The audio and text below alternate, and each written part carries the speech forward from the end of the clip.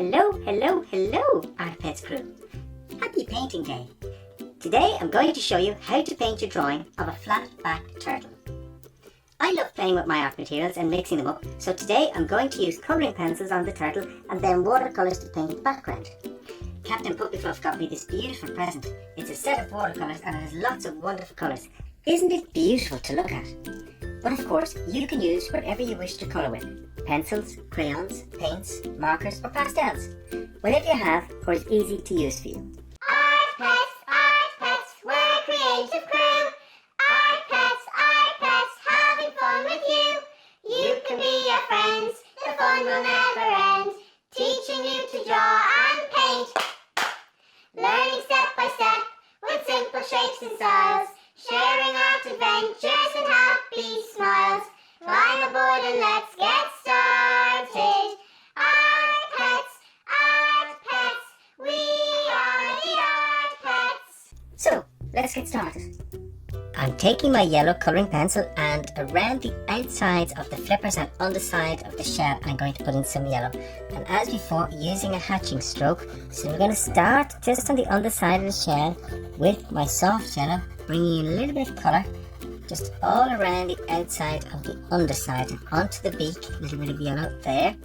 Around the outsides of the flippers, and what I want to try and show is just the shape of the flippers. They're rounded and they're quite heavy and quite strong, and we want to show that they're not flat, that they have a little bit more depth and volume. Then the other one here at the back. My pencil that I shaded in with is still there, and so some of that will mix with the colours I'm putting in, and that's fine. I like that because it gives a little bit of colour and greyness to the idea of the flippers, which I like, and also the body when I'm doing it. So just a little bit more yellow out around the outside there. Perfect. I'm going to put some just on the under part here as well, just to make sure we get some coming through all of those spaces there, like that. That's perfect. I like that very much. Now I'm going to take some of my pink and I'm going to use a little bit of pink just above the yellow on the underside of the shell here. So I'm going to take some of that soft pink and bring that in there. Give it a little bit of gentleness on it. It can creep up onto the shell. It doesn't have to be one single colour anywhere along the way. You can get some of that colouring coming up onto the shell in that space there. Now I'm going to take my grey and I'm going to put that over most of the rest of the spaces that I have. So the back flipper here, I'm going to put in some of my soft grey and into this flipper here, and then also into the back of the shell. Colouring pencils are great fun because they're so straight and easy to use.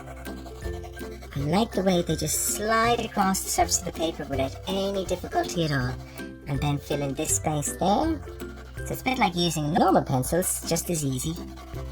Just here, and the colours can mix very well.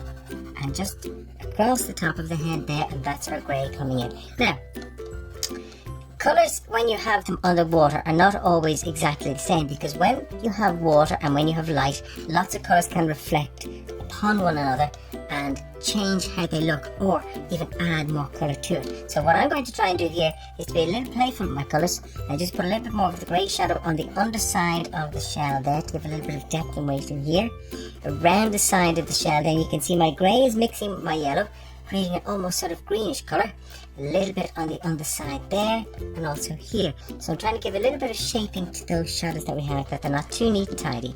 Now from there I'm going to take a little bit of green and I'm going to add a little bit of green, and I'm going to put a little bit of green just around this space here, just softly, nothing too heavy, and a little bit just around here because it adds a little bit of fun, and I'm all for having lots of fun when we're doing our drawing and paintings and using our imaginations. I'm going to put some along the edge of the shell, just along there, and then I'm going to take some of my light blue. The turtle is in the water, it's a sunny day, the light is coming through the water, and we can see some of the colours reflected onto the surface of the turtle. So I'm taking little bits of my blue and just scattering it through here and there onto the grey to add a little bit of colour into those spaces, as you can see.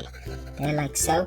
Put a little bit onto the flippers, and this just makes it more fun and more playful, and that's what we want. We want something that's quite fun and playful. And again, don't worry about staying inside your lines. If you do, well and good, and if you don't, that's okay. Put those little bits there. And now I'm going to take a little bit of dark blue and I'm going to do the same with some of my dark blue. Just to give some shadow along the back of the shell. Like that. Around these areas here. Here is another fun fact. Turtles have been around for approximately 200 million years. Wow, now that's what I call a long time. Now some of the patterns I'm going to add in little bits of blues or greens into some of those patterns that we have, just to give a little bit of shaping into them. And I'm going to go back to my dark green and add in some of that dark green. As I said, the colours from around can reflect onto the surface of the wet shell on the turtle. Just like so. And it just, you can see it adds a little bit of fun and playfulness to it. Now from there, because the light's coming through the water, I'm going to take some of my pencil out. So I'm going to use the rubber to rub out some of the pencil to give a little bit of light across the top of the shell, like that. Here and there onto the flippers, give the impression of wetness and lightness, showing through there. And also here. So just in different parts around your drawing, you can use that little bit of technique to give a sense of colour. And on the side here, I'm going to leave the turtle for a little while and I'm going to start colouring in some of my background. So this is a chance to use some really bright colours. So I'm going to take my very bright green and use that for the leaves back here. So I'm just going to fill these in, all of my leaves, with a light green and some yellow. Now orange onto my coral. So a nice strong colour of orange onto the coral here. And I'm also going to make my starfish orange. So I'm going to come in, lean quite heavily onto the colouring pencil and get a nice strong orange for my starfish. I'll go back in with my yellow and over my starfish to give them a little bit more vibrancy. Now over here for my other coral, I think I shall take some violet. I haven't used any violet or warm pinky colour for a while, so I'm going to come in here and I'm going to use a nice warm pink onto this. And now a bright warm yellow, really light orange yellow for this piece of coral. Now while I put a few little shadows into my coral, I think I'll tell you another fun fact. Although they live in water, they come ashore to lay their eggs high up on the sandy beaches. Now for my background. We're going to start the background. As you can see on the drawing of the turtle, the colouring pencils have softened the effect of the dark outlines of black, so I'll go back over those when I'm finished my background. Now, here I have my beautiful set of watercolour paints that Captain Puppy Fluff got for me, and I just love it. Look at all those beautiful colours. They make me so happy just looking at all of those lovely colours.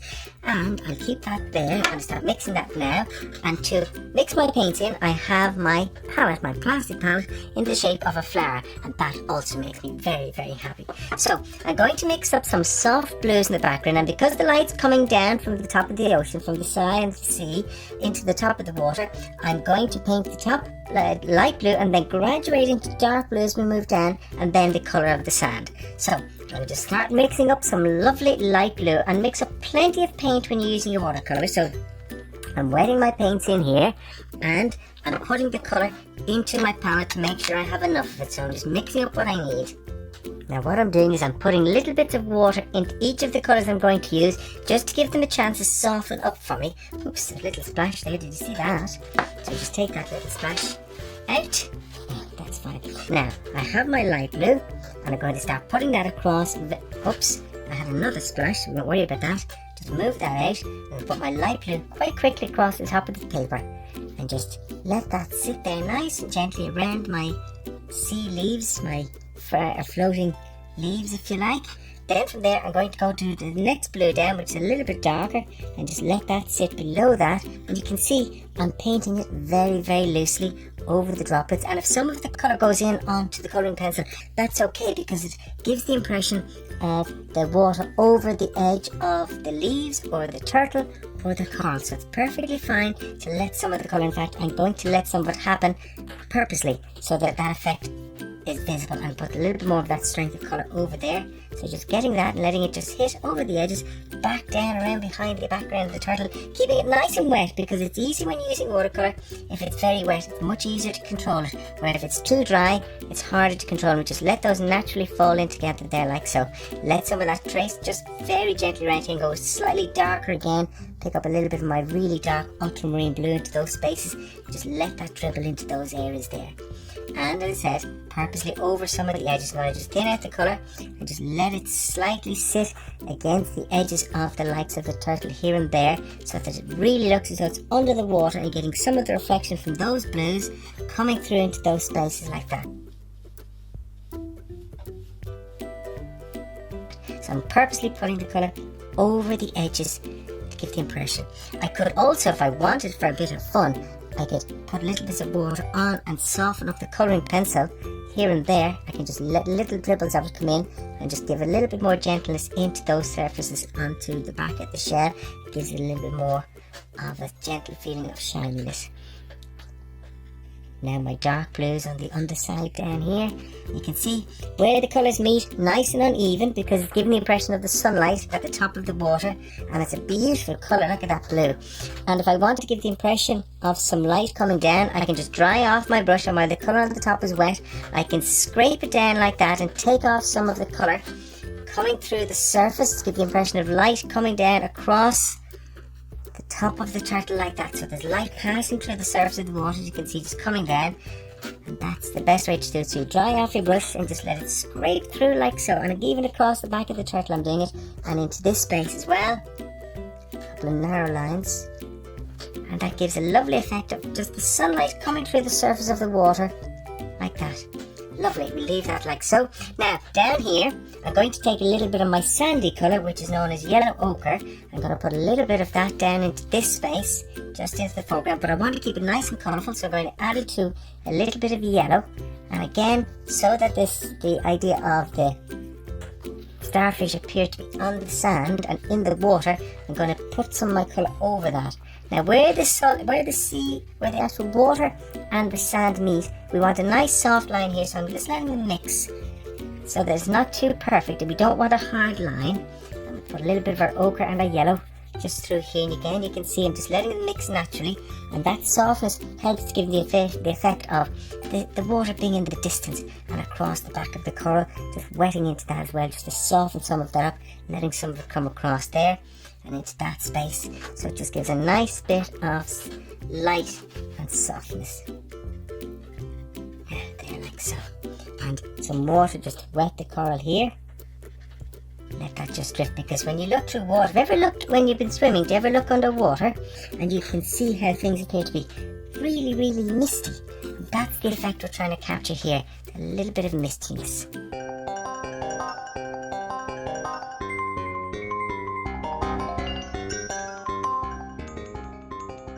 Now, I'm going to, while I have that, I'm going to put a little bit of grey from my colour over the surface of the turtle here and there, just to give a little bit more shadow to the skin colour and to the back of the shell.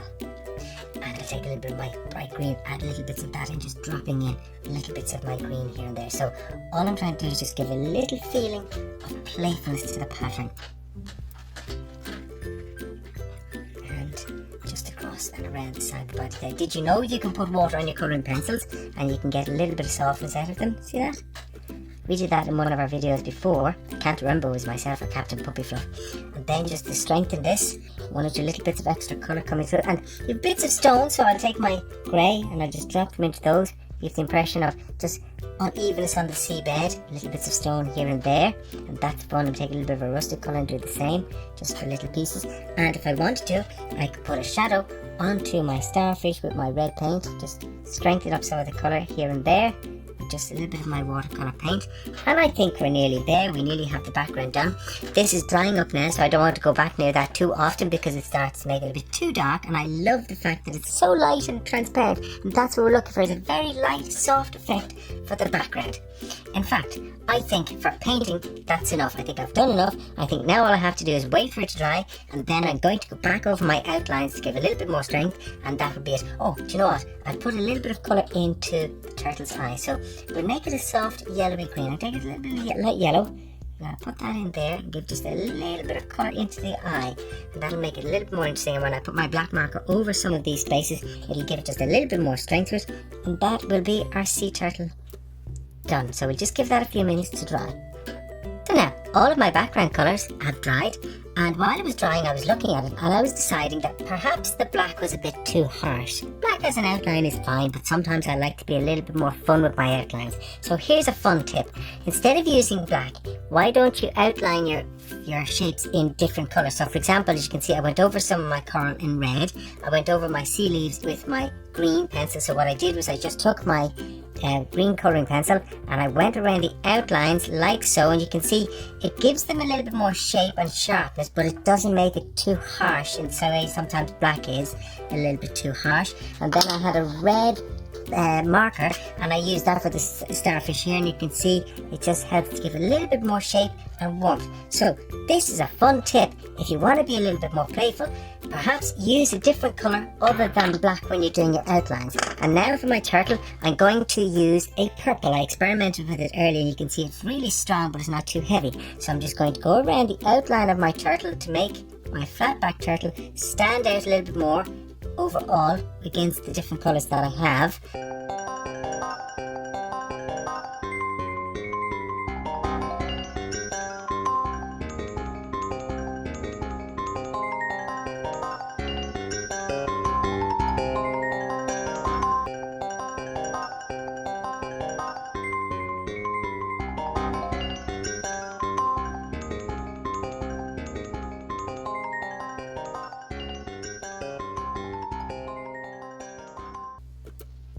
And there you have our flatback turtle in a mixed media of colouring pencils, paints and some markers.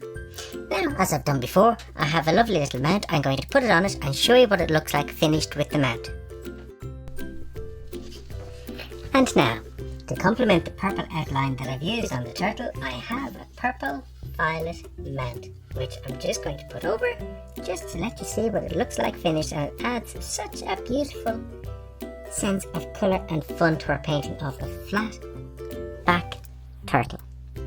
Enjoy! And that brings us to the end of our painting of a flat back turtle. I'm sorry it's finished, as I've had so much fun painting it. I think I might just do it all over again and maybe use different colours. Well, time to go time. Until I see you again, have lots of fun and art adventures. And remember, you can share this video and have art adventures with your friends. And don't forget to subscribe to keep up to date with all our art adventures and stories. See you all soon. Bye!